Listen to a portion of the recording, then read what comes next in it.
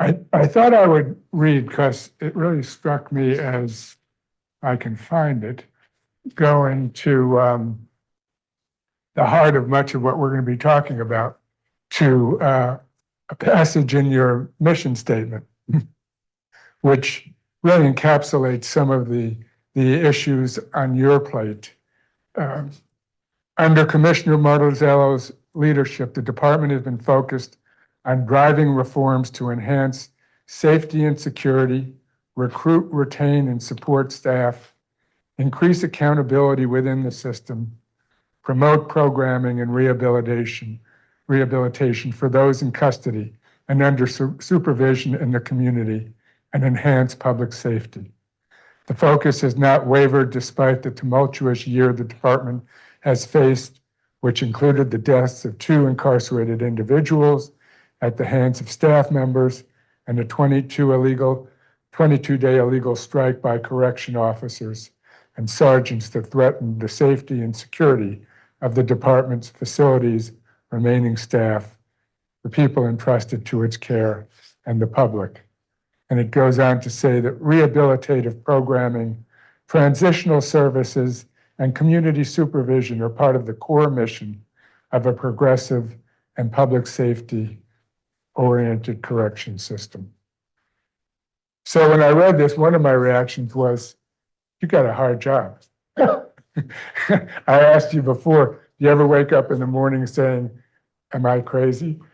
Well, I'll tell you, when I took the job and, the governor offered it to me and I became the acting, I didn't ask myself that, but certainly after 2 murders and a 22-day illegal strike, it was a rough year. And not only a rough year for me, for my team, for the staff, but also the incarcerated people. And, I couldn't be more grateful. The help of the National Guard, the support the governor, it provided me, the agency, for the staff that stayed, for our support systems. But it was certainly a rough year for the agency as a whole, and we have a lot of work to continue to do. Let's back up for a minute. Where did you grow up, and how did you manage to transition and migrate up the ladder from where you started to where you are now? Sure. So I'm born and raised in Troy, New York, so right outside of Albany and Rensselaer County. I'm the oldest of 6 kids. I am married with 2 kids. I went to school at SUNY Cortland. I have a degree in sociology, a concentration in criminology. And, with that degree, clearly I had a passion for this work. My parents always taught myself and my siblings growing up that people mattered, right? And treating people with respect and fairness, and growing up in Troy, being around a lot of diverse populations and volunteerism and family, that it was important. So, and also my father worked in this line of work. He retired after 49 years. Was he a corrections officer? He started as a correction officer and retired as the superintendent for the Great Meadow Hub, and was the superintendent at Coxsackie. I joked with him when he retired, and he passed away only 3 months before I became commissioner. But I used to joke with him that he retired because he got tired of standing up when I walked in the room because I outworked him. He passed away before you became acting, or before I became acting. So he passed away in March of 23, and I became acting in June of that year, so only a few months later. But really, that was, my father always talked about this work being very rewarding, in that you get to see the transformation of people and you get to give back, as well as he was able to provide for his family. So I did start my career in 1997 as a correction officer. I really lay claim to doing the majority of my time as a correction officer at Greenhaven. However, out of the academy, I did on-the-job training at Coxsackie, and then my first permanent assignment was Bedford Hills, which, as you know, is our women's prison. Now, I was only there for a week of on-the-job training and then 3 days off of on-the-job training, so on my own, and then I transferred out to Greenhaven. Was Elaine Lord the superintendent?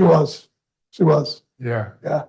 So, and then I worked at Greenhaven for, a number of years till I transitioned to central office and held a number of leadership positions, including the director of personnel, I was appointed to in 2004, HR director, the deputy commissioner for administration, where that was in 2012, where I oversaw training and infrastructure and food production and budget and HR activities. And then in 2017, the executive deputy commissioner, until which time I assumed the role of acting commissioner, and then in 2024 confirmed as the commissioner. Now, did you find the work as a corrections officer rewarding?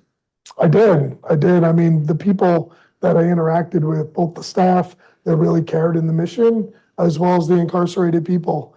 I tell this story to a few people, but I was the first officer in a housing unit with 264 incarcerated people, and my clerk, his name was Rothman, and as I progressed in my career, anytime I went back to Greenhaven, I would always visit and go by the cell, and Carlton was still there. He was the clerk in the housing unit, and we would converse. And as I was the executive deputy commissioner, I got a call one day, and my secretary took the message and sent me an email and said, "Someone you worked with at Greenhaven, Carlton Roman, called. They want you to call him." Last time I saw him was in Greenhaven. I called my secretary and I said, "Did he worked with me, for me?" And she's like, "Is there a difference?" I called Carlton back, and after 36 years, he was exonerated and released from prison. And 1 week on the street, he called me. And just to say, "Hey, you're always fair. We had a good relationship. I followed your career. I'm out." And we still talk. And he was exonerated. He was exonerated. We know Elaine Lord. She was involved in this group, and she's kind of legendary among. Yeah, what wasn't Elaine Lord involved in? Yeah. So what's important to you as you think about a superintendent of a prison? As a superintendent of prison, I look at people that can be balanced, right? I mean, like me as the commissioner, I'm the commissioner of everyone. I don't think that it's a staff issue or an incarcerated issue, and those are mutually exclusive. I think both things can be important to me, and that can be true, that you care about both things. That transcends to the superintendent as well, right? We have to run safe and secure prisons. We have to keep everybody that encounters the system safe, but we also have to make sure that we're achieving our mission in providing opportunities for people to grow and transform and return to their communities, right? I mean, in New York State, today we're at 33,791 people incarcerated. We have 1,452 females incarcerated in New York. And, that's down from a high of 72,773 in 1999. And when we talk about women, the high was in 96 at 3,642 incarcerated people. And that's not by accident, right? It's by providing people opportunity for change and give them pathways, and then also from them having that inner fortitude and the ability to want to change, right? There was an article in the New York Times. Will you give me a second before you go? Yeah. Look, I want to say this to what we just experienced. I actually appreciate their passion for this work and their support of people, incarcerated people, females, trans community. We are definitely not a perfect system. We have a lot of things that we can work on as a whole.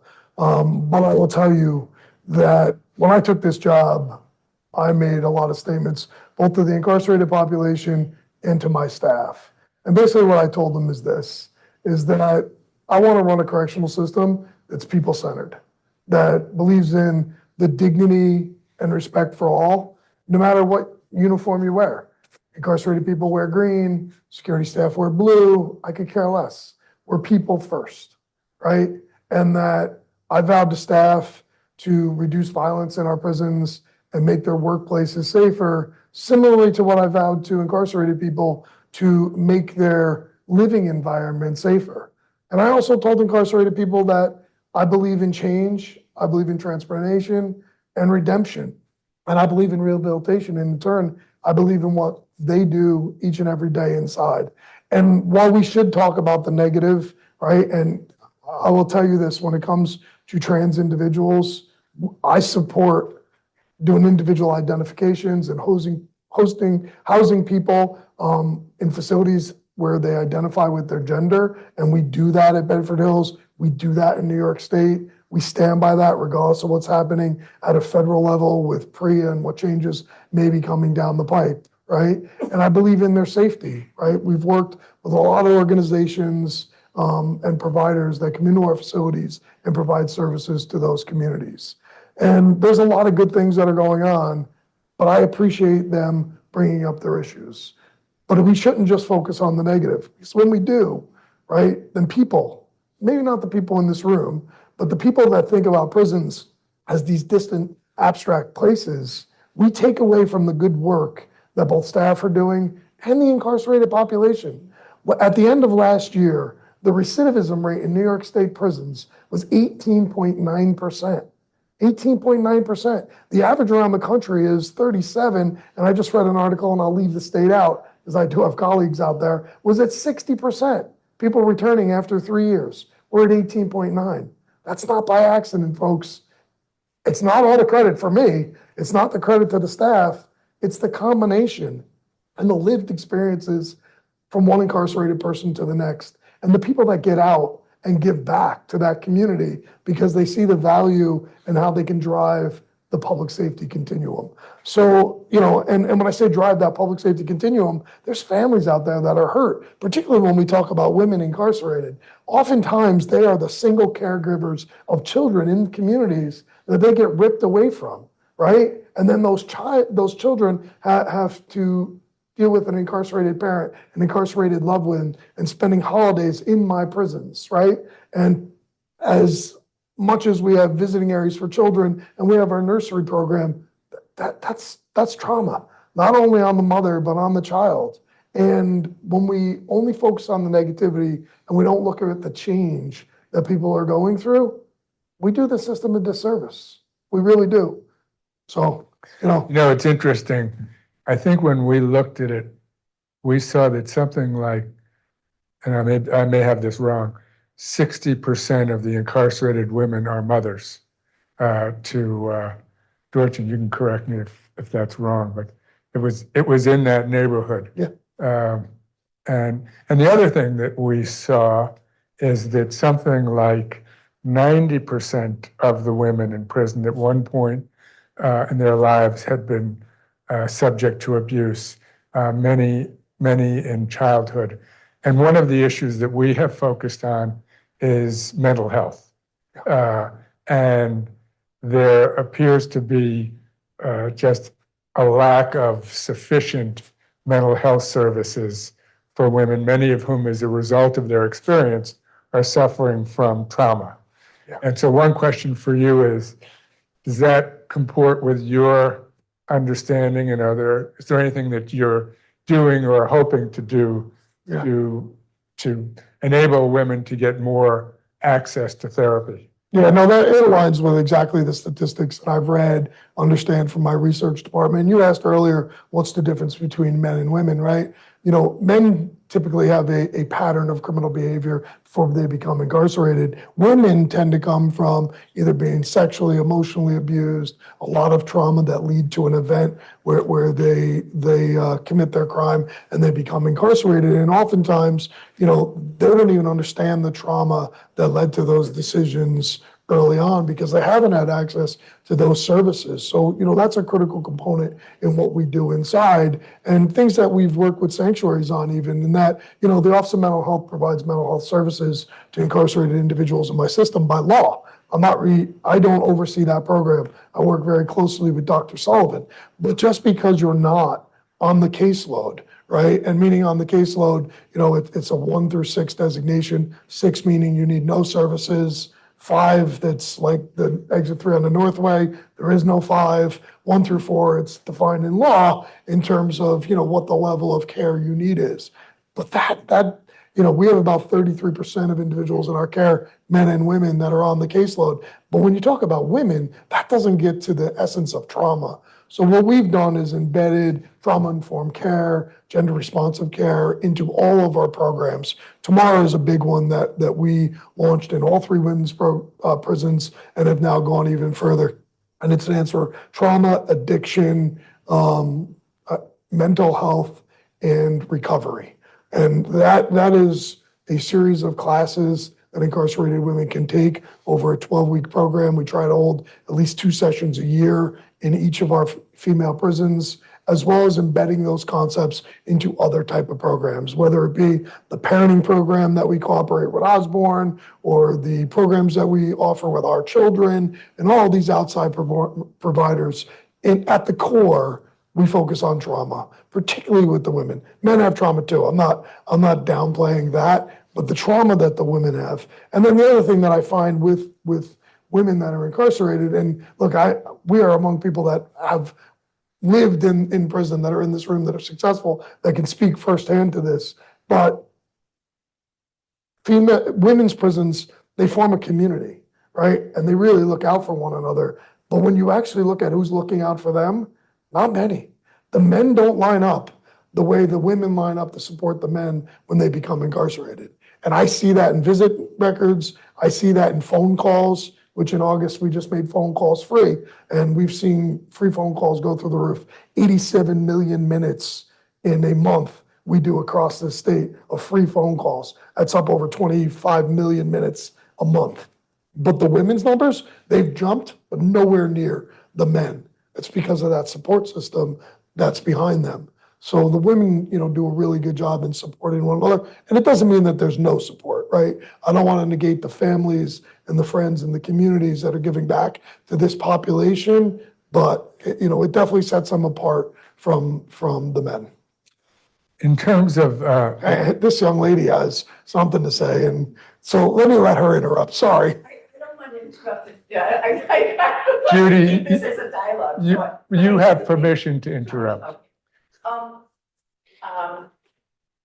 Thank you, first of all, for being here. I genuinely know that you believe in a lot of what we believe needs to happen in women's prisons, and in the prisons in general. And I appreciate the fact that, as being in an organization that's worked with you to establish new programs there, and your openness to it and your encouragement is wonderful.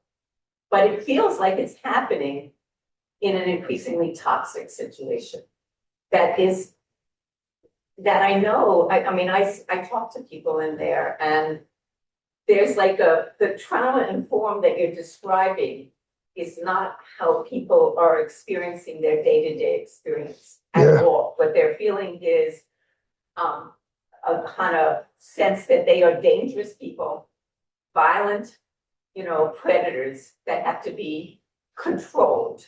And that message is in fact reinforcing their own trauma response, which is I have to show that I'm tough and I have to show that I can survive. So there's this cycle going on. Yeah. And even people, so when you shut down an honor floor and you put those people in isolation, or you shut down all of those rec rooms, it sends the message that people need to be in cages in order to be controlled. And it does that to the people who are trying to not only do good, but also pull some of the others. And I know it's a hard cycle at the other end, but I do feel like this last year, I talk to people and they say, Judy, you would not recognize the prison network. Oh, listen, I appreciate your comments. And this last year, I don't recognize some of the things going on, right? A 22-day strike, and let's not forget, it only lasted 22 days because I fired 2,000 people. That's why the strike was over. So I was already short 3,500 and I fired 2,000 people. So certainly, it's had an impact across the state. And while Bedford Hills is one of 4 prisons that did not go on strike, right? They're one of my favorite 4. They did not go on strike. They're not immune to the staffing crisis. And then, as the honor floor that gets closed down because it's a construction project and it gets conveyed that it's for other reasons, it's reopening, all those conversations. But I understand that trauma builds up, and it's not necessarily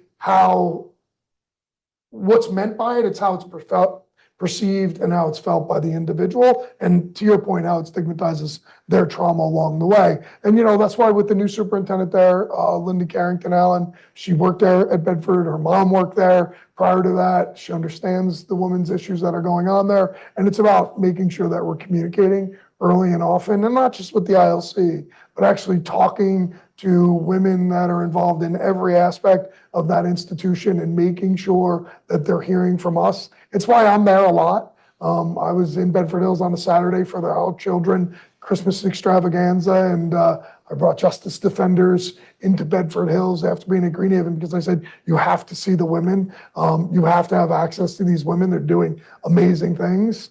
That's why I brought an incarcerated woman to the state of the judiciary, right? I mean, and this Friday, I'm bringing correctional news, and we're going to hold a podcast inside Bedford Hills live on this Friday, right? To show the remarkable things. It's not easy. We have our challenges, right? And there are programs closing on any given day because of sick leave or workers' comp or not enough National Guard, and that's not a way to be incarcerated, right? The one thing that we pride ourselves on both sides is that we have routine. We know at this time we're going to eat. We know at this time we're going to go to our programs, right?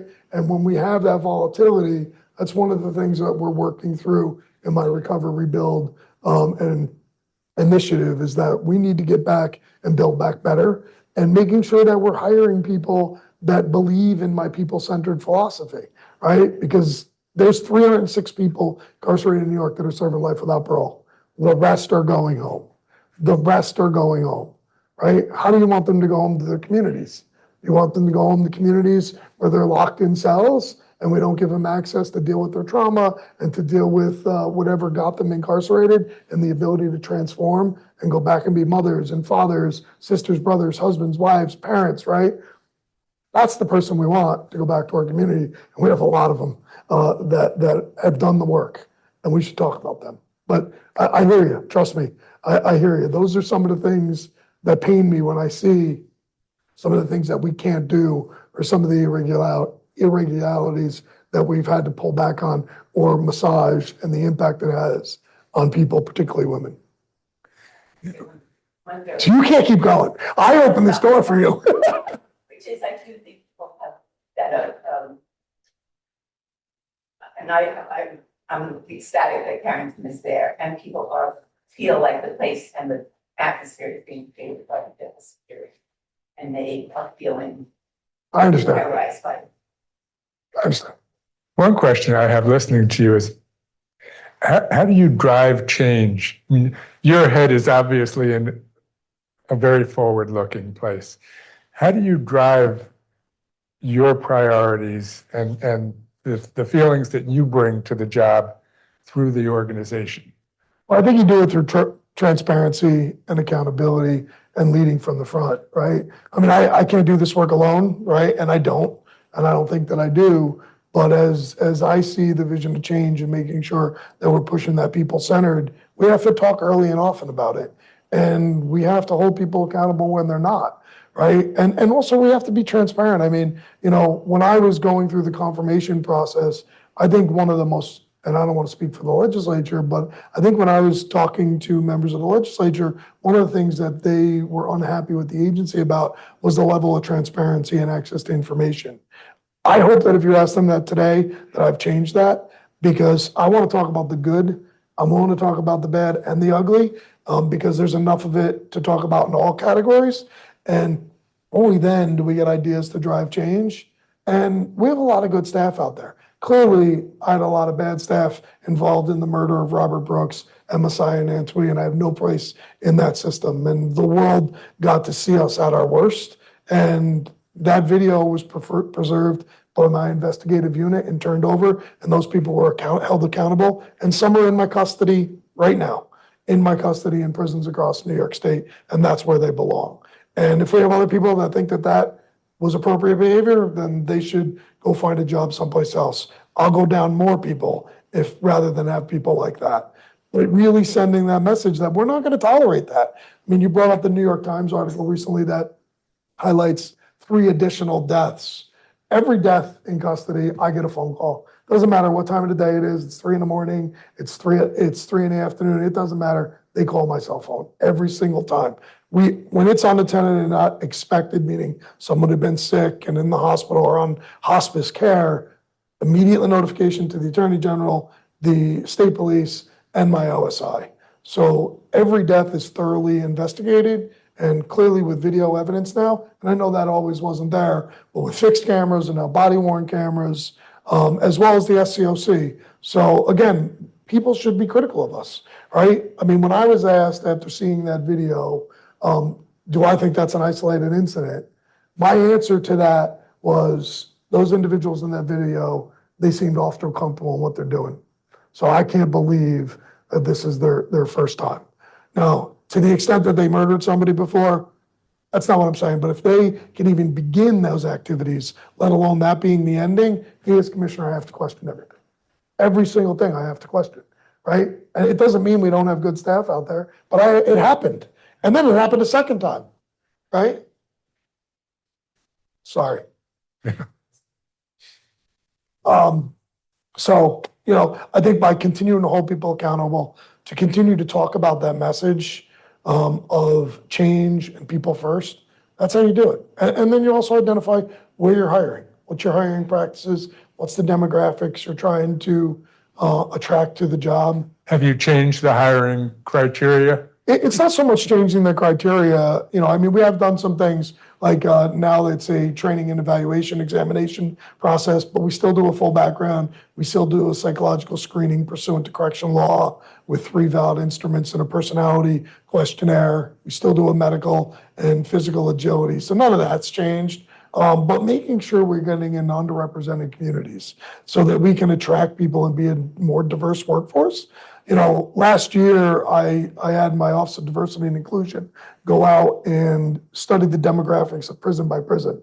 And clearly, as you get to the Canadian border or you get in the North countries, it's a whiter population, right? Which doesn't represent the population we serve. But I also took it a step further and say, I want to know how we compare to the county and the contiguous counties, because people work where they live, right? It's very hard to get people to move to other communities if that's not where they're from. And only then can superintendents, when I tell them you have to drive diversity, if we're not talking about it at a macro level, but I bring it to a micro level and I can show where they're having gaps from what's in their own communities, that's how you make more diverse workforce on the inside. It's never going to be perfect because of, well, before my time, where we situated prisons and people who live in those communities, but to make people aware of it. And then, the other thing that I've been really working hard to do is bringing providers, right, out of just this area. You talk about the Bedford, the Sing Sing, the Taconics, even the Greenhaven, Shawangunk, they're very rich in volunteers and providers that want to do work. Well, now go to St. Lawrence County. How many volunteers? You know what I mean? And how many Hudson Links are in St. Lawrence County, right? And again, I have a great partnership with SUNY. We offer higher education in 38 out of 42 prisons, soon to be 37 out of 41, because I am closing one. 2 master's program, one for the female, one for the women, one for the men. But again, making sure we're bringing that. I talk about my workforce and in ways like when you come into incarceration, and I know we're so far off of women's topic, That's fine. when you come into incarceration, you go through reception and you get placed usually further away from your home because you earn your way back through good behavior or proximity to minor child. So if you are an employee that works in, say, St. Lawrence County, and you see the person come in, and I don't care who you are, when you lose your liberty, you're mad. I'd be mad. I mean, you're naive to say you're not, right? So now, if you're used to only receiving the mad person who just lost their liberty, and by the time they invest themselves in programs and the transformation of change, they've moved on. They don't get to see the Judy Clarks, right? They don't get to see the JJ Velasquez's of the world or the Tammy Eldridge. They don't see them because they only see the person that was young and mad, right? So by having college programs in Riverview, I attended the first bachelor's degree graduation in a medium security prison in New York State in 2023, right? In Riverview. And to embed those types of programs in these prisons that are far away from communities where people come from, again, how you drive change, because then people can see the change. They can see the value in their work. You mentioned a while back the body-worn cameras. Yeah. What have you learned from the increased use of the body-worn cameras in the women's prisons in particular? You know, I think the body-worn cameras are the great equalizer, right? They don't lie. Video does not lie. It takes the emotion out of it. It's facts. You can actually look at the video. And again, I'm not saying things can't happen on video, but I think it's been a tremendous asset. I appreciate the governor supporting the Article 7 in the budget and the full deployment and the $18.9 million to do it. But I think it's a tremendous asset to drive safety in our system. You know, when I talk about driving safety, we've been on there's a lot of different groups blame a lot of different things on what violence is being driven in the prison system. Some may drive some aspects, wherever you land on it. But at the end of the day, for the last 12 years, we've been on an upward trajectory. Last year was our highest level of violence, incarcerated on incarceration, as well as assaults on staff. I ended this year, and the numbers are yet to be in yet. You know, they're close. I've only done my own tabulation, not my research. So I took my shoes off and I counted. But we're looking at about a 14% reduction in both categories. Now, is that through my messaging? Is it through the good work of staff and incarcerated people? I think body cameras plays a huge role. Are there plans to put more of the body-worn cameras in the women's prisons? They're fully deployed. Every correction officer in the state of New York and supervisor wears a camera. And it is by policy and law powered on. We capture recall video, as well as they have to activate anytime they're engaged with an incarcerated person, anytime. And then we overlaid a performance matrix whereby the executive team, right now, it's going to be expanded to others, but 2 members of the exec team have to review video that is generated by the system itself. They don't handpick. They can handpick if their Martuscello is a problem, but it's computer generated on what they'll review, and they have to hit a certain quota, and then those percentages are recorded to central office to make sure that we're doing our review. One of the issues that our group has focused on is sexual harassment and assaults in the women's prisons. And you know, one of the things that we hear is that women are afraid to report, afraid of retaliation. What is your take on how you're doing with respect to sexual assault, sexual harassment, ferreting it out? Yeah, I mean, this year, as part of, you know, a larger change in the agency, the governor has committed a lot of resources to my Office of Special Investigations. All of our sex crimes investigator are FETI trained, so they can do interviews in a way that doesn't invoke trauma, and it's trauma informed. And we take those complaints very serious. We've exceeded all of the PREA standards in terms of providing access to rape counselors. Incarcerated people can dial 777 toll free, and they're connected to a rape crisis center in their area. And, you know, I don't want to tolerate any of that in prison. You know, I have a number of lawsuits that go back 50 years where people were sexually assaulting incarcerated people, incarcerated women. There's no tolerance for that from me, right? And cameras help me to make sure that we protect women, and hopefully that they're more and more comfortable with those protections in place to come forward. And, you know, those hotlines, they can be anonymous. We can't tell, even the dial to the OSI, there's a direct 444 to OSI. You have complete anonymity. You don't have to leave your name. You can, you cannot, you can report things. We just embedded a whistleblower policy for staff to ensure that they're coming forward when they see something, you know, bring forward, you have a duty to intervene. So, you know, I'm really trying to make sure that there's a comfort level for people to report abuse or violations of policy, particularly when it comes to sexual harassment and sexual assault. Do you have any mechanism in order that would help you understand whether what you believe is going on is actually going on the ground? Well, I mean, we do it in a variety of ways, right? I mean, first of all, the cameras, right? Being able to tag into a camera and see what's going on in the institution, that's invaluable, right? And I know that, you know, I hear I hear complaints time and time again that, well, when you come, they shine the floors. Okay, I'm not doubting they're not mopping the floor when I'm coming, right? But I'll tell you what, those incarcerated people, they're going to tell me exactly what's going on, including those women, right? And so those are the things you can't change, right? You can't change what they've experienced and what's reported. But to validate that, I also do unannounced visits. We do both. We do announced visits as well as unannounced visits at a variety of levels, from directors of central office, assistant commissioners, associates, deputies, myself. I'm rarely going to a prison where they know I'm coming. I mean, and I do that for a variety of reasons. One, I could be driving around the road and just decide to stop, or I do it just to make sure that I'm getting the real sense of what the vibe of that institution is. Do you meet with incarcerated women? Oh, yeah. How do you do it? One-on-one or groups? Yeah, I mean, I've done it in a variety of ways. I mean, I've pulled ILCs together. I've gone, to our children groups. I've pulled in the college students. I try to hit different aspects of the facility because they have different experiences, and talk to them. And sometimes it's with management. Sometimes it's without them. Sometimes it's just me and the ILC. So, yeah.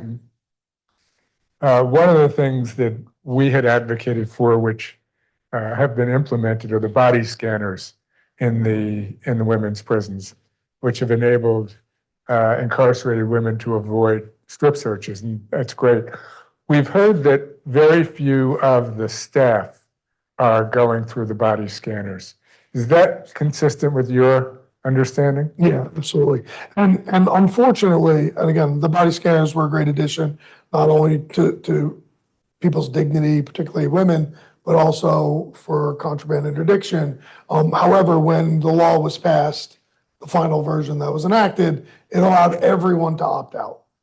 So an incarcerated person could opt out, a visitor can opt out, and so can a staff person. Right in the law. I don't get a choice. So all three parties can opt out. But yeah, I see people opting out in all those categories, but definitely staff. Now, if a visitor opts out, I assume they can't visit? Well, only until recently did I make a policy change because of contraband drugs coming in. So now, originally if you opted out, you still came in. But now I've put out a policy that if you opt out of a body scanner, we'll scan you through alternative methods and you'll get a non-contact visit. So a non-contact visit instead of sitting at the same table. Are you concerned that there's an increased risk of contraband coming in through staff who are opting out? I'm concerned with contraband, period, right? I mean, last year, we had over 300 visitor arrests last year. I've had staff arrests. I mean, I have a staff person that muled in 30 cell phones at the cost of $3,000 per cell phone, right? So $90,000. Oh, they're smuggling in cell phones? Yeah, they're getting paid by the family and they're giving it to the incarcerated. Right. And so, that is a problem. Cell phones, drugs. I mean, the drug problems inside of prisons nationally are real. It's not just a New York thing. So doing contraband interdiction, yeah, it's a real thing. You've talked some about programming. One of the things that we have heard is that the staffing shortages are impacting the availability of programming. True. Is that your experience, and is there anything you can do about that? Yeah, I mean, to Judy's point, with what I called, she didn't call it, I won't put words in her mouth, but the volatility of being able to open one day and not the next, statewide, we've had an impact on programs, Bedford including. They're doing better than they were, but they're not back to where they need to be. But yeah, and we've launched that aggressive recruitment campaign. I can't say enough about in this last year and through my tenure is the governor's support for DOCCS and public safety as a whole. But we've done hiring bonuses for correction officers. We've done recruitment referral bonuses for existing staff. We've raised the salary. We gave a bonus to civilian staff, a lot to attract the next generation of correctional professionals. And I'm glad to say our recruitment efforts were up 160% from where we were last year of people on eligible lists. We have probably about 17,000 people on an eligible list. I haven't had that in 2 decades. Still a challenge in getting them to come to pre-employment screening, but we've hired 56% more people that have been appointed to the academy, and the graduation rate is up 46%. So we are making strides, but we have an uphill battle. I mean, we're down 4,500 correction officers in New York State. And we're not alone. It's a national problem. Why are you down? Some of it is the firing. Yeah, some of it's the firing, but I mean, even going into that, I mean, staffing is a challenge. I sit on a national organization. I'm actually on the board for the Correction Leaders Association, and we're having these conversations. And in Washington, at the congressional level, there was a hearing last year about correctional staffing. And it's a real thing, and not just for correction officers, but even nurses and teachers. I don't know, ask yourselves, if you know a nurse that's in school right now, and she's saying, when I graduate, I want to go work in prison. It's just not, we're not the employer of choice, right? Yeah. But we need to raise awareness for that. And it's really a national struggle. And quite frankly, I'm focused on New York, but I do work nationally on this topic as well. But, so we had a struggle going in, and you're seeing it in police departments and correction agencies.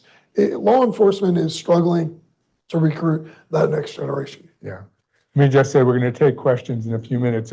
If you have questions, just pass them to Ross and Isabel. Or Ross, maybe just take a little walk around and see. One of the other issues we focused on is heat mitigation. The summers seem to be getting hotter and hotter with each passing year. This past year, we were able to provide fans and water coolers at Taconic, but are there any plans to introduce air conditioning, or are there any steps that you're contemplating to address this issue? Yeah, I certainly won't do this justice, but you look like a savvy group of people that can find it on your own. As part of legislation passed last year, we were required to develop a heat mitigation plan. So we just publicized that probably about a month and a half ago. It's available on our website that talks about some of the things that we'll do when heat rises over a certain index. We'll keep regular recording of temperatures, which we were doing, but we're taking both indoor and outdoor, making sure there's access to fixed fans or pedestal fans, as well as a full stock in the commissary of fans, ice machines, access to additional showers. As part of that legislation, it also required me to do a type of feasibility of the possibility for cooling stations. Mm-hmm. So we did look at and study what's an area in the prison, recognize, I know we're talking about women's prisons, but think about Sing Sing that celebrated 200 years this year and trying to air condition Sing Sing, right? I mean, we have our own struggles with heating, let alone air conditioning. But we looked at areas that both incarcerated and staff frequented, and could there be areas as cooling stations that can be utilized? Are there evaporative fans? So there are some cost analysis embedded in that heat mitigation plan for future consideration. Do you feel like you've had, this may be a stupid question, do you feel like you've had the budget that you've needed to do what you think should be done? Listen, as I said, the governor has supported me greatly. I mean, in fiscal year 25, our budget was $3.6 billion. This year it's $4.4 billion. And that's because the governor supports what we're doing. She believes in transparency, accountability, and the outcomes that are happening. Not to say we don't have work to do. So yeah, she's supported me throughout. I mean, the problem when people look at prisons and aging infrastructure, you think you could just throw money at it. But you also have to get contractors to do it, right? And finding people to design it and build it, and then actually come in the institutions and do the work, and then have the staff to supervise them in the prison setting, right? So sometimes it's not always about the money. Mm-hmm. One of the reports that we've had is that there's an increase of gang presence in the women's prisons. What is your understanding? Yeah, I haven't really seen it. I mean, we monitor those types of activities. I haven't really seen it. 24 to 25 is relatively flat in that. I mean, again, we have statewide seen an increase in violence. So I do think that we've seen some increase in incarcerated and unincarcerated. But again, to me, we've crested that bell curve, and I want to continue down the trend. But I don't necessarily attribute it directly to gangs, particularly in women's prisons. Looking ahead, what are the big challenges for you as we start out the new year?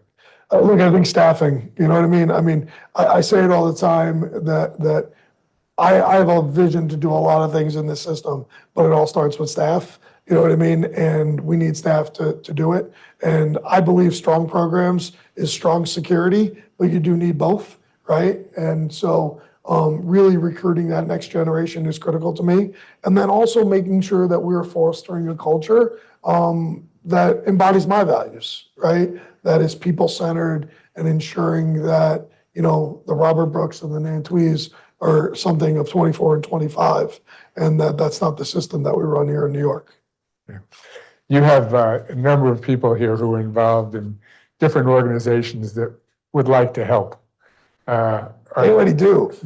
Are there more things that we can do to support what you're trying to accomplish? Yeah, look, I mean, I think that, you know, there's a variety of things that folks can do in organizations. A lot of the groups in this room, we already work with to provide services to the population that come into our prisons. But advocacy happens in all different ways. I mean, you know, there's advocates in this room that will hold me accountable, and you should, right? There are people that have ideas that come forward and that we work cooperatively to do it. I mean, for Bedford and Taconic, and I talk fondly about them because I attend their monthly meetings, but PRAC, the Prison Relation Advisory Council, a lot of ideas. They then coordinate with a lot of organizations, and it's challenging us on the bad, the ugly, and also on how can we continue to build on the good.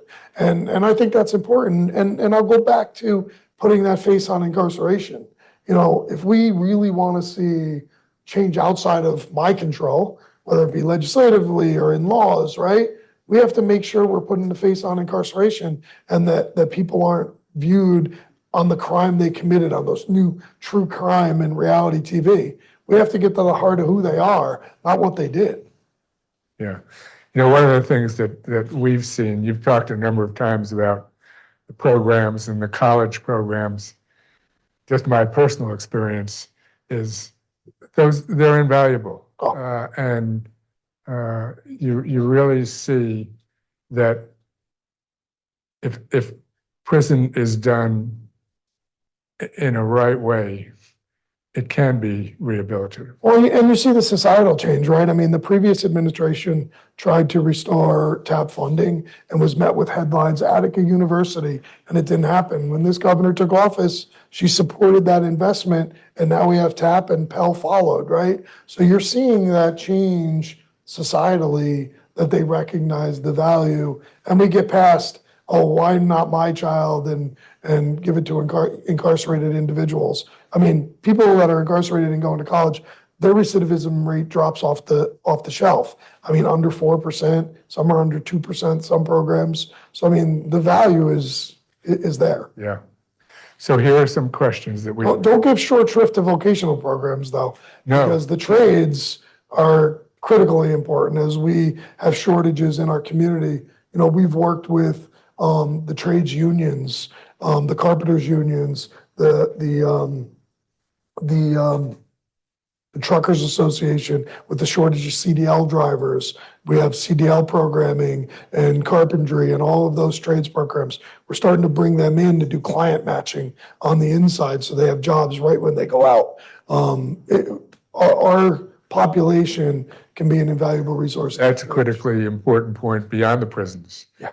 Are there any of the vocational programs that are offered in the women's prisons? Oh, yep. We have a full panoply of vocational programs. We have cosmetology in the women's programs. And that was a change that we fought for with the Department of State and State Ed, because originally they couldn't have the dyes and some of the things that if you were a felon, you couldn't be certified or licensed in cosmetology, similar to the men with barbering, because you had to use the razor. But that's all changed. Okay. Here are the questions we've got. What is the status of programming resumption? Yeah, programs have resumed across the state. They don't look like they always have. You know, again, it may be that 3 days a week we're running academic and 2 days a week we're running vocational, and it flips, but it's really facility by facility. You know, again, Bedford Hills, Taconic, Albion, they are running their programs, but out of those three, Albion is the worst staffed. I mean, their staffing level for security staff, I'm looking at my map with percentages. I want to say Albion's at about 60% security staff. Bedford's at about 80, and similarly, Taconic's around 80. But when you're talking about a small prison like Taconic, 20% missing is a big number, right? Because it's not a big number to begin with. Every 2 weeks, my superintendents submit a reopening plan to my office where we're engaging them and understanding why we're not able to do this, how we can do more, right? I mean, the one thing I did right after the strike, as much as programs are important, I restarted visits on weekends. But I already know there's going to be a question in that deck. When are visits going to be restored? We have restored on Wednesdays at Bedford. So usually maxes are 7 days a week and mediums are weekends and holidays. We just don't have the staff to go full go. There's only 5 prisons that do Wednesdays right now. Well, you were close. 2 related questions. What needs to happen for video visits to resume for children with incarcerated parents? And then the related question is, it seems that video calls would be a great way to allow for continued connection between mother and child, yet the only options are at the Osborne Association offices. It's just impracticable for caregivers to travel to the Osborne offices. So the reset is limited, and subpar communications, especially for parents of young kids. Yeah, good questions. I mean, so first, the parenting classes through Osborne and the video visitation, I believe that they are happening, not at the frequency of which they were, but we are trying to ramp that up, working cooperatively with Osborne. If somebody from Osborne's here that knows differently, I'm open to hearing that too. In terms of why we don't go beyond it, the important part about the Osborne program is it isn't just about video visitation and the parent and the child interacting, but there's actually wraparound services because it can be traumatic with that incarcerated mother, and more importantly, with that child coming out of those interactions. So with Osborne, they have a licensed master social worker that is there for that child to talk through any trauma issues that they have. The tablet program, per contract, there is availability for that, but the infrastructure wasn't built for that at this point in time. So I am very cautious in just putting kids and moms on video without that supportive service. Clients at Bedford are not getting their mail in a timely manner, including legal mail. COs are calling law firms to confirm that they sent mail, resulting in delays. Shouldn't be calling anymore. That is something that we did as part of our interdiction strategy, that we were having them validate the law firm and they were calling and making sure, because unfortunately, and I'm not saying the lawyers were doing this, but it's easy to drive by a law firm and say, hey, I'm going to take down that name and create a label and send it in. And we had a high rate of overdoses and exposures where people are smoking wasp spray. A sheet of 8.5 by 11 of wasp spray that you kill bees with are getting sprayed on paper, and that goes for $3,600. And when we started photocopying mail, we drove them to legal mail. So as a result, I've now purchased legal mail screeners, and they're available in all of our facilities, and the legal mail is now going through that. And what it detects is anomalies in the paper, that if things were sprayed on, and then we reject it and do notification to the lawyer as well as the incarcerated. It's dropped off tremendously. We still have hits, but it's dropped off tremendously. Unfortunately, we have seen now as a result an increase in drone activity. Increase in what? Drone activity. What is that involved? Oh, where you fly a drone over a prison and you drop a package? Really? Yeah. So where are they dropping them? Like in the prison yards? Sometimes if they're good. Sometimes they get caught on the fence. Sometimes it's in the parking lot. Unbelievable. Depends on how good the operator is. All right. Since we know that a high percentage of incarcerated people have suffered serious trauma and abuse and struggle with mental illness, why are people placed in SHU holding cells and observation, which exacerbates the trauma? What steps is DOCCS taking to ensure that mental health individuals are treated as such and not as disciplinary issues? Yeah, so when people get involved in disciplinary issues pursuant to halt, and we can argue whether I'm fully compliant or not, individuals with a designation of a serious mental illness are precluded from going to segregated housing. And segregated housing or SHU, so those individuals are not. The law does not state that if you're on the caseload that you will be diverted, right? There is a interview that's done, and if you're deemed to be SMI at the time of placement, then you're also diverted from SHU. But SHU, as you all know, you're educated people on this front, is not 23 hours a day in lockdown. Again, not that we are where we need to be in terms of program compliance, but in an SHU, you're now get 4 hours out of cell, 3 of which involves programming, and you are capped at being there for 15 days. There's other special populations that also get diverted on 21 and under, 55 and older, somebody with a disability as defined under, I think it's under public health law. Anyway, there's special populations that can't go there either. But if you are an SMI, seriously mentally ill, you are diverted. And we have other programs that offer our cell therapeutic programming that are jointly run by DOCCS and OMH. Are the grievance office's staff given permission to view the tapes to support or disclaim a reported assault on an inmate? Yeah, I mean, an assault on an incarcerated person wouldn't be handled by the grievance office. Not to say that people don't complain everywhere, but that should be something that's handled by OSI. But however, there's other complaints that grievances could address, and video evidence could corroborate that it occurred and or not occurred. So we do have processes in place where the video is reviewed and monitored in response to that grievance. Okay. Few questions here. Are there We plans? talk all day.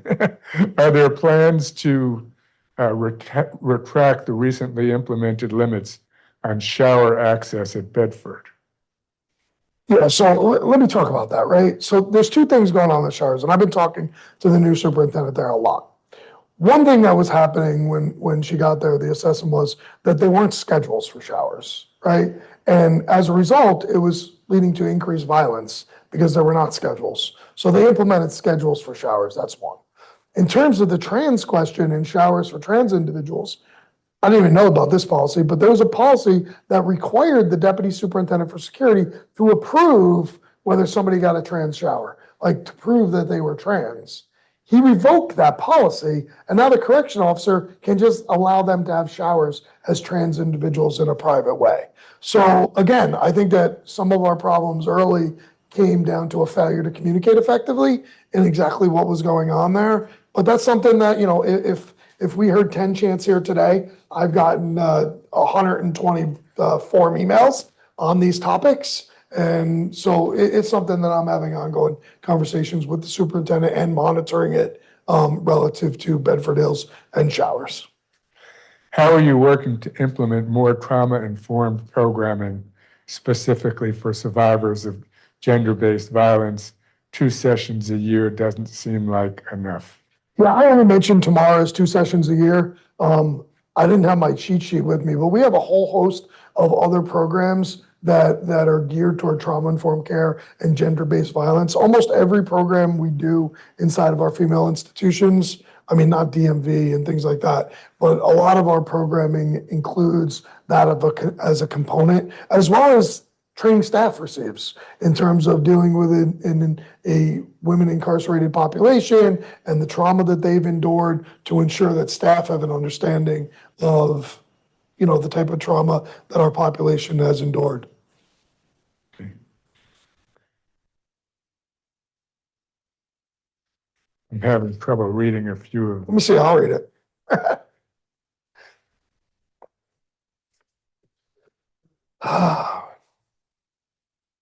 Perhaps people won't come to work in unair-conditioned buildings. The heated Taconic cause key ice machines to fail. How are you prioritize air conditioning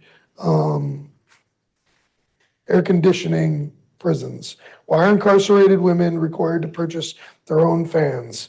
The food is practically inedible. How will you improve the quality of the meals? A lot there. So I talked about the heat mitigation strategy and what we're doing on that. It's available online. We did identify pathways for cooling stations, which would include air conditioners to inform the legislature as a path forward. But there's no air conditions that are currently planned right now. We do have air conditioning in some areas like medical units and things like that. The fans, yeah, so we have fans on the galleries, but the actual fans for cells are sold in commissary. It's something that I'm looking at, in terms of can we make that part of the cell equipment or not. Last year, we also made cooling towels available, and they're like 89 cents in the commissary to try to assist on something that can continue to be refreshed. In terms of the food, I don't know. I've eaten the food. I've gone to our food production. We have a lot of fresh fruits and vegetables in every single meal. There was legislation passed by Assemblymember Gibbs last year that talks to that and requires that. Again, we're not McDonald's, but we shouldn't be McDonald's, right?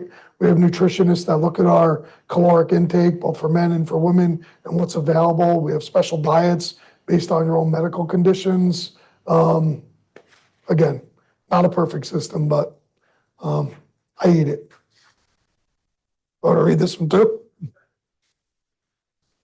Given growing concerns over Michael Blott's new policies at Bedford, as we heard earlier, is there validity to these claims? What is DOCCS doing to investigate? As I said, what you heard here, I kind of addressed some of the major issues on showers for trans and restrictions for showers. It wasn't a restriction of trans showers. It was actually revoking the policy that required them to identify and be approved for showers. So that gives them more access. And they've put schedules in place, just like in any other prison across the state. We have seen an increase in incarcerated and incarcerated violence, and some of that comes with not having routine and schedules. So we're now working through that. Michael Blott's there, but he's not the superintendent. Linda Carrington is, and it's something that I am actively engaged with Superintendent Carrington on. There's not a policy that I saw that is detrimental, but we'll continue to evaluate it. And if we need to rescind or roll back when we get to a new normalcy and we reduce violence or where it's infringed upon people, then we'll do so. That's not the type of system that I'm interested in running. I think we have time for just one more. All right. When will HALT be fully implemented? Well, again, what is HALT for the benefit? Yeah, so HALT is the Humane Alternatives to Long-Term Solitary Confinement. It passed a few years ago, and it was fully implemented. I know we could argue on whether it's everyone on the caseload or people with an SMI. And again, we can get into the philosophical discussion if the law was implemented or the intent. Now, notwithstanding that, certainly as a result of the 22-day illegal job action and the restoring of programs, we have staffing levels that still haven't gotten us back to full compliance, but we continue to make incremental steps. I am being sued on this topic, so I'm going to leave it there. You got a lot of lawyers. And I don't even bring my lawyer with me on purpose. But again, it's the same thing I said before about returning people to their communities. People are involved in disciplinary infractions or violence, and how do we change that? Do you think we change that by locking people away in a cell? No. We have to give them the services and the access to programs that can actually get to the root and change the behavior. And then who do you want behind you, your mother, your child, in society, behind you in the supermarket or in the store? You want someone I gave programs to and gave them an opportunity to recognize how to control their emotions and their anger? Or do you want somebody that I locked in a cell for 23 hours? I want the person I give programs all day long, right? So I believe in that out-of-cell programming. Now, don't get me wrong, I think there's tweaks that can be made, which I've publicized in my HALT committee report, but I think it's incremental changes that if we reviewed them in this room, we'd be hard pressed to argue differently. I should know the answer to this, but what responsibility does DOCCS have for the post-incarceration period for people who are released? Yeah, so I have the distinct pleasure to also be responsible for community supervision. In 2011, the Department of Corrections merged with the Division of Parole to create the Department of Corrections and Community Supervision. So I oversee 17,500 parolees in the community that are under the jurisdiction of parole officers out in the community. And is there anything that you're doing or hoping to do to enhance the ability of formerly incarcerated people to gain employment, gain housing? Yeah, I mean, there's a lot of things we've done on this front. I mean, a couple of things that, never make the news, but we actually enroll people in Medicaid prior to being released from incarceration. Of those eligible, I think last year, of those released about 9,700 people, 89%, it may have even been 93%, had Medicaid upon release if you were eligible, meaning you had to have a social security number, birth certificate, and things of that nature. New Yorkers that were incarcerated were able to get their vital documents at a rate of 97%. There was a change in the law that allows the sentencing commitment to give me the authority of getting that birth certificate and social security card. As a result, we got the Social Security Administration to change our MOU to bring it to 120 days prior to release, that they let me request it. And so all of that breaks down barriers, continuity to healthcare, going into the community. We hold reentry fairs, and we transition the Edgecombe Correctional Facility, which is in Upper Manhattan, from a operational prison to the top floor is work release for women. Melissa took us on a tour of Yeah, this. and that's undomiciled parolees returning to the community without a home. Now we just launched vouchers. Because we're not a shelter, we weren't eligible for the city-funded vouchers to transition to a more permanent housing. So as a result, the governor put money in the budget, and now we fund that for that transition. So, and then, when they're out there, we want to provide supportive services to them, right? We hold job fairs, we hold family and friend events in our community supervision offices. So that way the family doesn't look at us as the bad person, somebody just trying to violate them, right? So it's the population there just before less is more passed was at about 35,000, and we're at 17,500 today. Commissioner, I want to thank you for coming and speaking, and this was great. Yeah, thanks for having me.